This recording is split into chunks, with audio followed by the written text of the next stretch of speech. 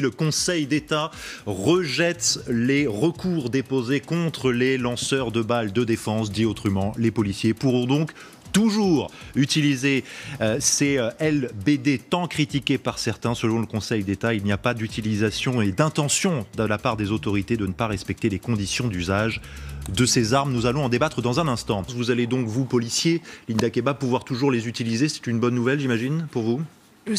On ne peut pas parler de bonnes nouvelles dans le contexte actuel dans lequel se trouve le pays, avec une grande souffrance, avec des Français qui s'affrontent, avec des violences, avec des difficultés sociales, avec des personnes qui manifestent toutes les semaines de manière légitime, ça je le répète depuis 2 mois, et avec des forces de l'ordre, mes collègues qui sont pris à partie par des personnes mal intentionnées. Donc ce n'est pas une bonne nouvelle, c'est un soulagement.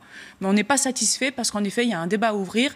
Néanmoins, on savait, il était impératif et le Conseil d'État n'a pas été partisan, il a été sur des critères objectifs et il a dit on ne peut pas empêcher les collègues d'aller, enfin en tout cas les policiers d'aller sur le terrain avec les violences dont ils sont la cible et puis ils en font un usage proportionné, ça c'est le Conseil de l'État qui le dit. En fait, je reviens sur l'affaire des caméras. Moi, je ne suis pas l'avocat du ministre de l'Intérieur, je suis l'avocat uniquement des effectifs de terrain.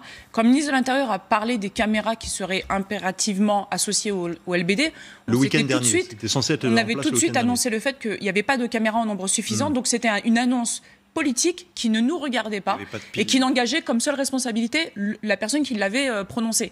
Mais pas ni les syndicats, ni les personnes qui le représentent, à savoir les forces de l'ordre. Nous, on savait qu'il n'y aurait pas assez de caméras. Est-ce que pour autant, ça voulait dire que manque de caméras, il fallait laisser les collègues aller au contact? Ça, c'était proscrit.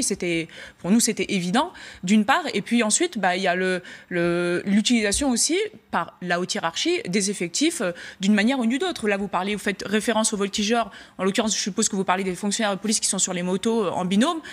Nous avons fait un tract il y a quelques jours en disant qu'ils étaient à la base normalement utilisés dans des missions notamment d'escorte du SAMU ou d'autres encore missions de sécurité publique, mais qu'en aucun cas il ne fallait les utiliser dans du maintien de l'ordre, parce que le maintien de l'ordre c'est un métier. Les CRS et les escadrons de gendarmerie, les CI, les CSI à Paris s'y sont mis plus récemment. Soyons pas trop techniques et restons un peu sur les LBD si vous voulez bien, juste parce que là la décision a une demi-heure à peine, ça fait des semaines qu'on en parle beaucoup, elle a son importance. J'aimerais vous faire écouter Maître Henri Leclerc, il est membre de la Ligue des droits de l'homme. La Ligue des droits de l'homme fait partie avec la CGT de ceux qui ont déposé un recours justement contre ces LBD.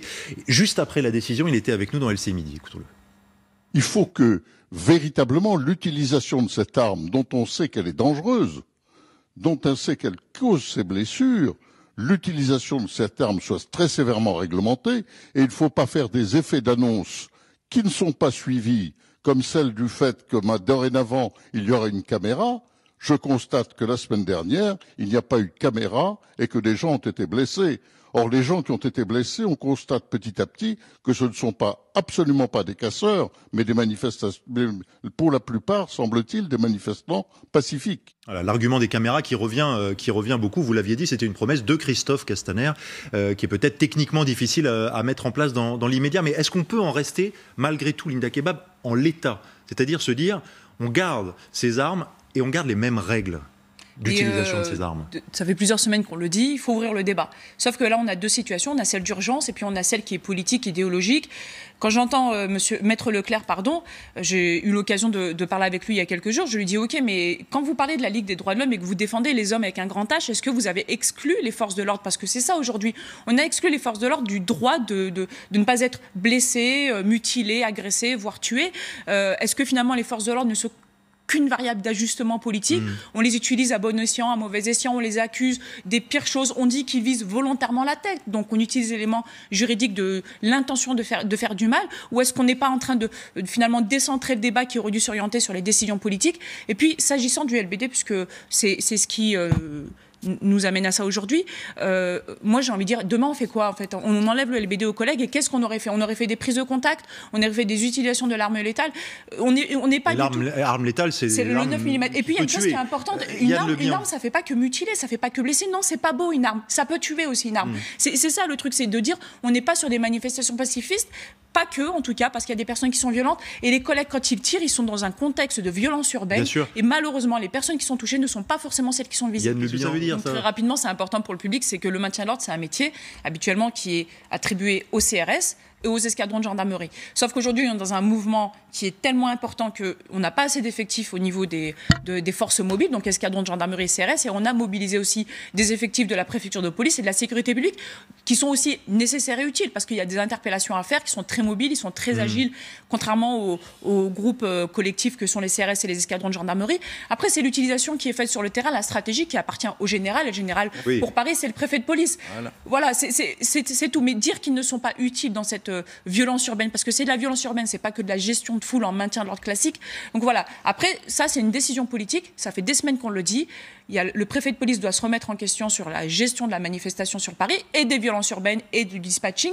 Ensuite, pour les propos de M. Nunez, avec tout le respect que j'ai pour M. Nunez, elle n'engage que lui.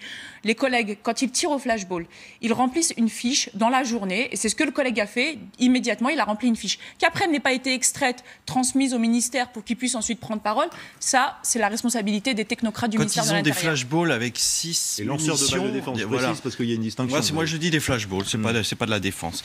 Quand ils tirent 6 munitions, ils font 6 rapports sur 6 personnes. Le soir, ils remplissent une fiche pour chaque cartouche.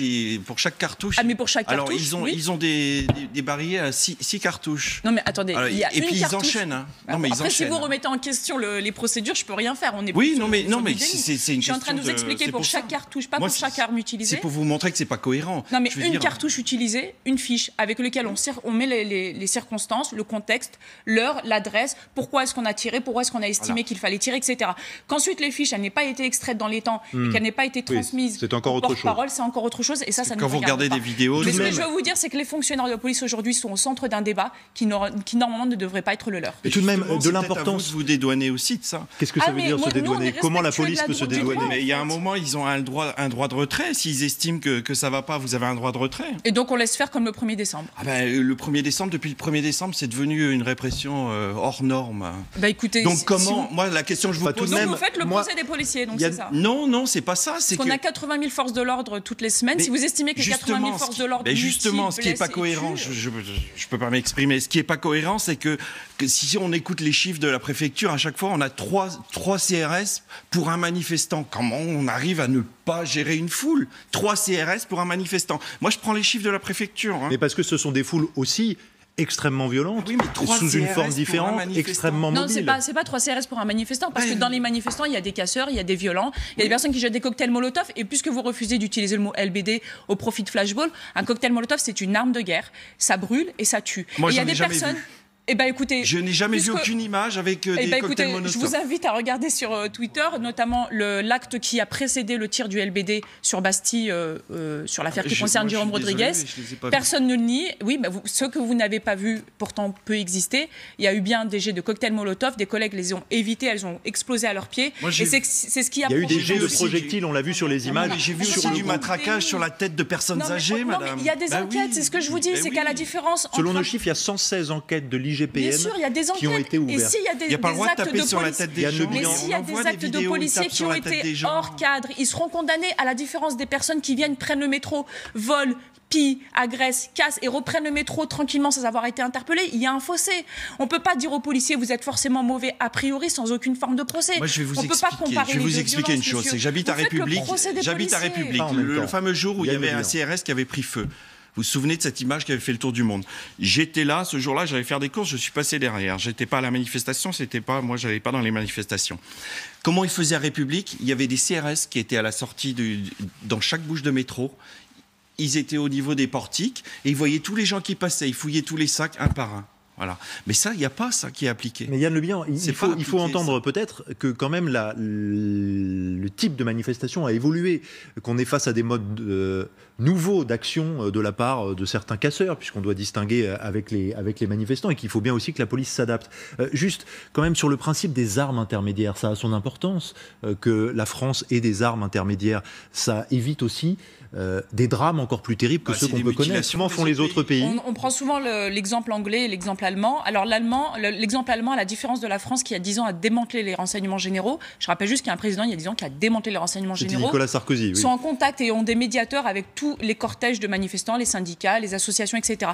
Et surtout, ce qui est important, c'est que les manifestants allemands, très vite, se désolidarisent des casseurs. Là où en France, on peut avoir des gilets jaunes qui, à la base, ne sont pas des casseurs, mais qui voient un petit pavé, se laissent prendre par la violence et la lance, ou restent spectateurs des faits. Il y a aussi ça, il y a des personnes, on leur dit désolidarisez-vous idéologiquement mais aussi physiquement des casseurs, là où en Allemagne, dès qu'il y a des casseurs, tout le monde se désolidarise et les policiers peuvent traiter directement les casseurs et il n'y a pas de débat. Là où en Angleterre également, il y a un corps à corps avec un matraquage qui est très violent, avec des mutilations constante, avec des fractures. On est sur des pays dans lesquels c'est des carnages. Et surtout, le lendemain, on interpelle les auteurs. Ils sont placés en prison sans aucune forme de procès pratiquement. L'IGP ne fait pas de cadeaux aux collègues parce que je suis avocat des collègues en tant que syndicaliste. Je peux vous dire qu'on bataille souvent dans le cadre des enquêtes parce que l'IGP ne fait pas de cadeaux. Elle a aussi des comptes à rendre.